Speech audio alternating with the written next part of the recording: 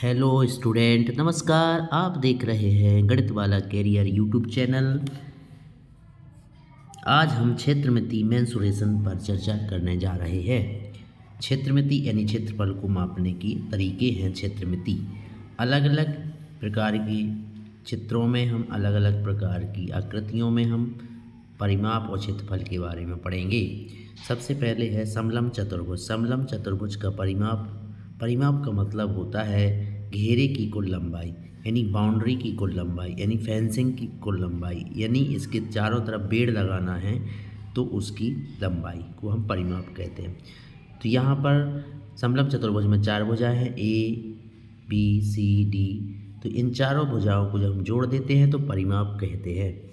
क्षेत्रफल, समलम चतुर्भुज का क्षेत्रफल आधार गुणे ऊंचाई, आधार गुणे ऊंचाई से समलम चतुर्भुज का क्षेत्रफल निकल आता है। इसके लिए हमें सबसे पहले यहाँ पर एक तरीका है कि हम यहाँ से भी एक लंबवत रेखा खींच दें तो दो त्रिभुज मिल जाएंगे, एक यहाँ पे आयत मिल जाएगा। एक आयत का क्षेत्रफल और दो त्रिभुजों का क्षेत्रफल जोड़ने से समलम चतुर्भुज का क्षेत्रफल आ जाता है। हाँ, अब चल देखते हैं समांतर चतुर्भुज। समांतर चतुर्भुज की सम्मुख भुजाएं बराबर होती हैं। इसका परिमाप निकालने के लिए हम चारों भुजाओं को जोड़ देते हैं।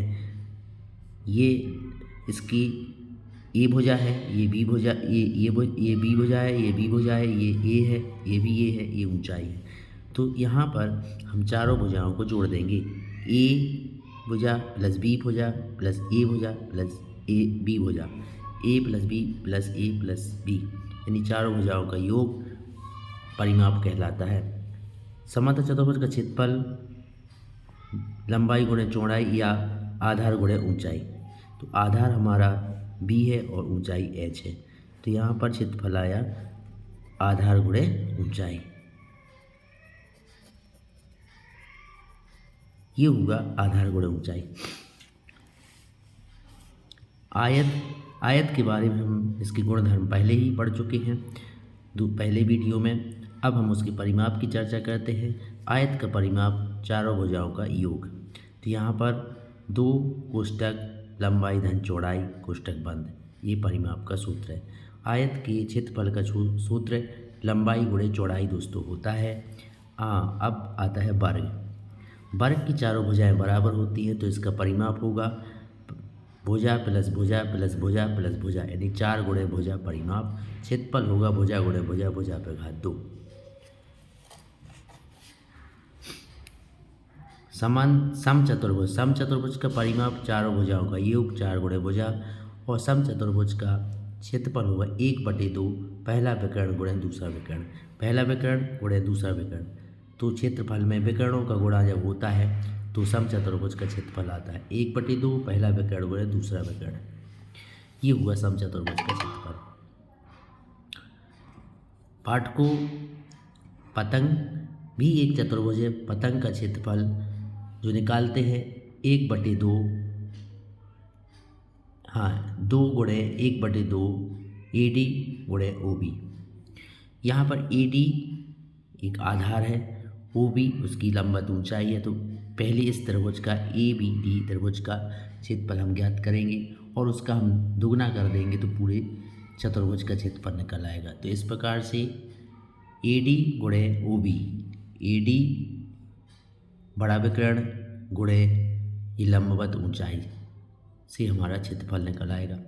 अब यहाँ पतंग का जो परिमाप है चारों भुजाओं का हम योग कर देंगे तो परिमाप निकल आएगा। ध्यान रखें, परिमाप की इकाई हमेशा सेंटीमीटर या मीटर या फुट में होगी। क्षेत्रफल की इकाई सेंटीमीटर पे घात 2, मीटर पे घात 2 और फुट पे घात 2 होगी। इस प्रकार से हम क्षेत्रमिति के अंतर्गत यहाँ पर बहुत सी चीज़ें पढ़ चुके हैं। अब हम आगे देखते हैं बच्चों, आगे क्षेत्रमिति के लिए पढ़ेंगे त्रिविमीय आकृतियाँ। त्रिविमीय आकृतियों के अंतर्गत आता है घनाभ। घनाभ एक बॉक्स जैसी आकृति का होता है। इसके कुछ उदाहरण हैं बक्सा यानी बॉक्स, पलंग पेटी, सूटकेस, कक्षा कक्ष जिसमें हम पढ़ते हैं, मीटिंग हॉल, घर मकान के कमरे। इस प्रकार से घनाभ की उदाहरण है। घनाभ यह त्रिविमीय आकृति होती है जिसमें लंबाई, चौड़ाई और ऊंचाई होती है। घनाभ में 6 फलकें हैं। फलकों का मतलब दीवार। घनाभ में 6 फलकें होती हैं, 6 पृष्ठ होते हैं, कोने 8 होते हैं, किनारे 12 होते हैं, विकर्ण 4 होते हैं। घनाभ का क्षेत्रफल। घनाभ का संपूर्ण क्षेत्रफल 2 कोष्ठक लंबाई गुणे चौड़ाई धन चौड़ाई गुणे ऊंचाई धन ऊंचाई गुणे लंबाई। इस प्रकार से यह घनाभ का कुल क्षेत्रफल होगा। 4 दीवालों का क्षेत्रफल बराबर 2 कोष्ठक लंबाई धन चौड़ाई गुणे ऊंचाई।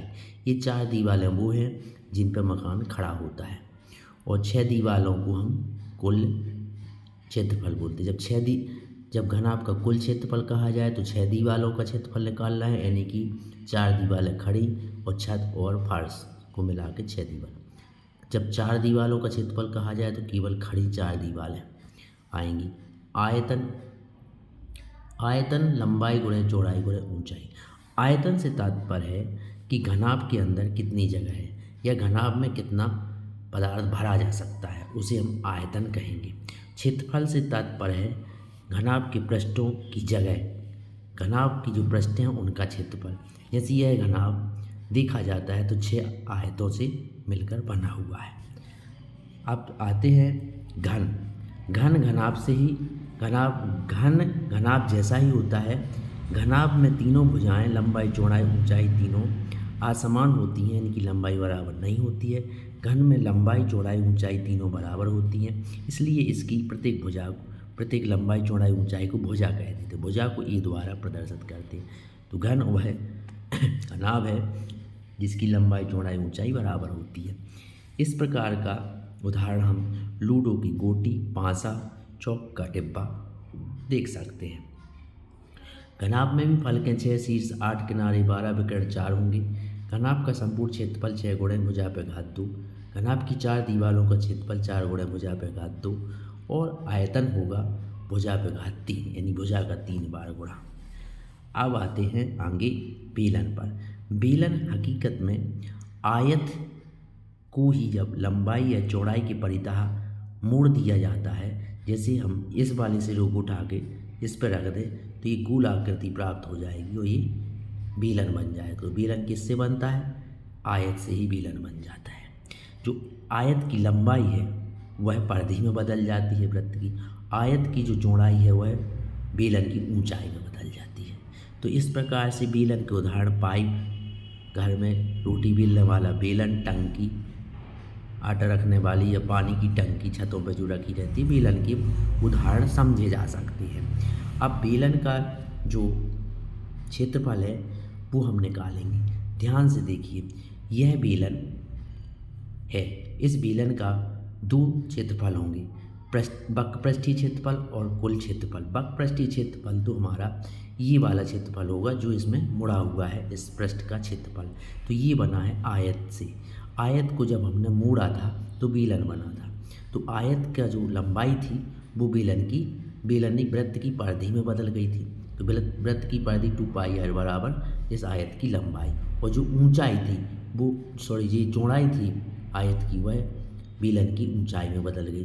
तो इस प्रकार से हमारी जो चौड़ाई है वो ऊंचाई कहलाई यहाँ। तो बेलन का वक्रपृष्ठीय क्षेत्रफल है वो आयत के क्षेत्रफल के बराबर। आयत का क्षेत्रफल है लंबाई गुणे चौड़ाई। तो यहाँ लंबाई हमारी 2πr और चौड़ाई हो गई h, यानी 2πrh। इस प्रकार से बेलन का हमारे पास वक्रपृष्ठीय क्षेत्रफल आया। अब बेलन का संपूर्ण क्षेत्रफल के लिए हम वक्रपृष्ठीय क्षेत्रफल में ऊपर वाले वृत्त और नीचे वाले वृत्त का क्षेत्रफल, यानी 2 वृत्तों का क्षेत्रफल और जोड़ देते हैं इसमें, तो सूत्र बनता है 2πr bracket r plus h।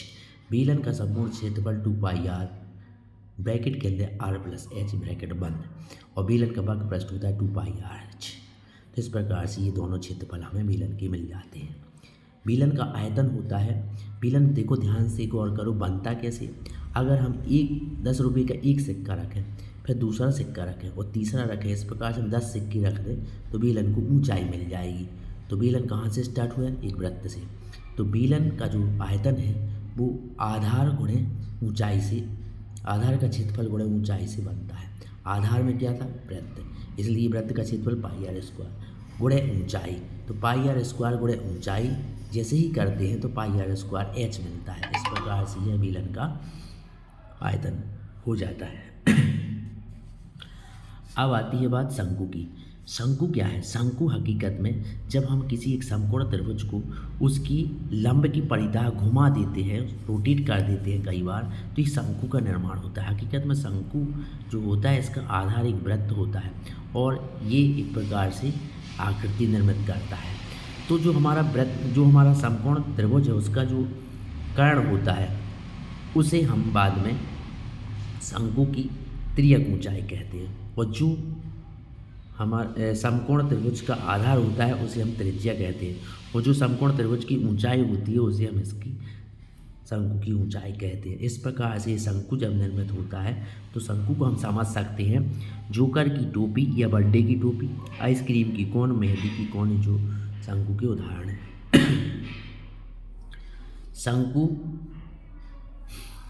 शंकु में ध्यान रखना है कि 3 बातें आती हैं, त्रिज्या, तिर्यक ऊंचाई और मुख्य ऊंचाई। तो शंकु में जो शंकु है, शंकु काहे से बना था? समकोण त्रिभुज से। समकोण त्रिभुज में ध्यान रखेंगे यह हमारी जो हाइपोटेनस है, कर्ण है, इसे हम एल बोलेंगे, ये एच है और ये हमारा आर है।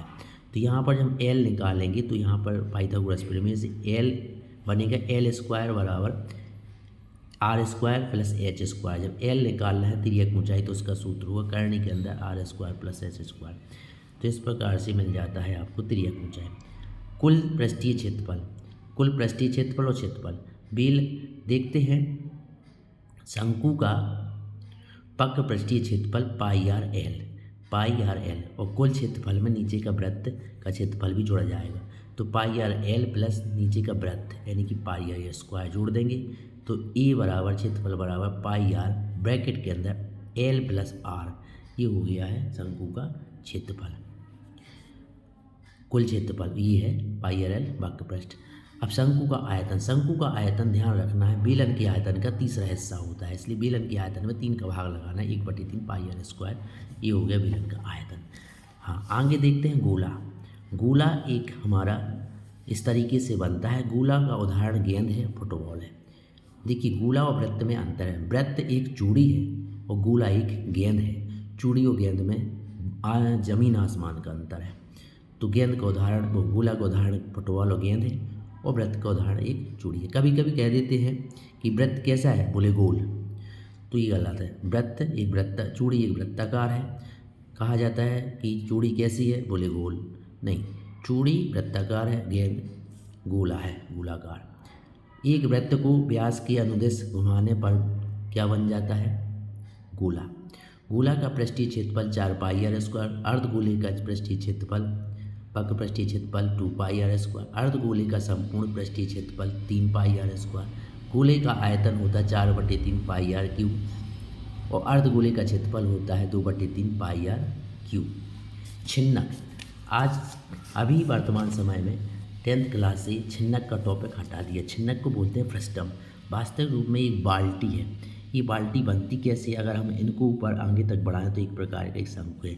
जब एक शंकु को ऊपर से शीर्ष की तरफ से काट दिया जाता है तो जो हिस्सा बनता है वो छिन्नक। छिन्नक में 2 वृत्त होते, एक छोटा एक बड़ा, 2 त्रिज्याएँ होती है, इसकी ऊंचाई होती है। तो इसका उदाहरण महत्वपूर्ण है बाल्टी। छिन्नक का पृष्ठीय क्षेत्रफल वक्र पृष्ठीय क्षेत्रफल pi R plus R into L, यानी बड़ी त्रिज्या प्लस छोटी त्रिज्या गुणे ऊंचाई, ये हो गया छिन्नक का वक्र पृष्ठीय क्षेत्रफल। छिन्नक का कुल पृष्ठीय क्षेत्रफल, कुल पृष्ठीय क्षेत्रफल में हमें वक्र पृष्ठीय क्षेत्रफल में छोटे वृत्त और बड़े वृत्त का क्षेत्रफल भी जोड़ देना है। तो इस प्रकार से निकल आता है pi bracket R plus H गुणे L plus pi R square, बड़े वृत्त का क्षेत्रफल, पाई आर स्क्वायर छोटे वृत्त का क्षेत्रफल। जहाँ पर जो एल है ये तिर्यक ऊंचाई, वो है ब्रैकेट के अंदर H square plus R capital R minus small R पर घात 2, ये है इसकी तिर्यक ऊंचाई। अब इस बाल्टी का क्षेत्रफल, बाल्टी का आयतन, इन बाल्टी में पानी कितना आया, या छिन्नक का आयतन ये होता है 1/3 pi R, 1/3 pi H bracket के अंदर capital R plus small R plus R capital into R, यानी कि 1/3 पाई गुणे एच ब्रैकेट के अंदर बड़ा आर प्लस बड़ा आर पर घात 2 प्लस छोटे आर पर घात 2 प्लस बड़ा आर गुणे छोटा आर, ये हो गया छिन्नक का आयतन। ये छिन्नक का आयतन वर्तमान समय में टॉपिक में नहीं है, लेकिन कंपटीशन के दृष्टिकोण से बहुत महत्वपूर्ण है। तो दोस्तों आपने देखा कि क्षेत्रमिति के अंतर्गत आने वाले जितने भी सूत्र हैं उनको हमने एक साथ समेटने का प्रयास किया। तो आप मस्त रहें, खुश रहें, और यदि आप नए हैं इस चैनल के लिए तो आप इस चैनल को सब्सक्राइब करें, बेल बटन दबाएं और लाइक करें। जय हिंद, जय भारत।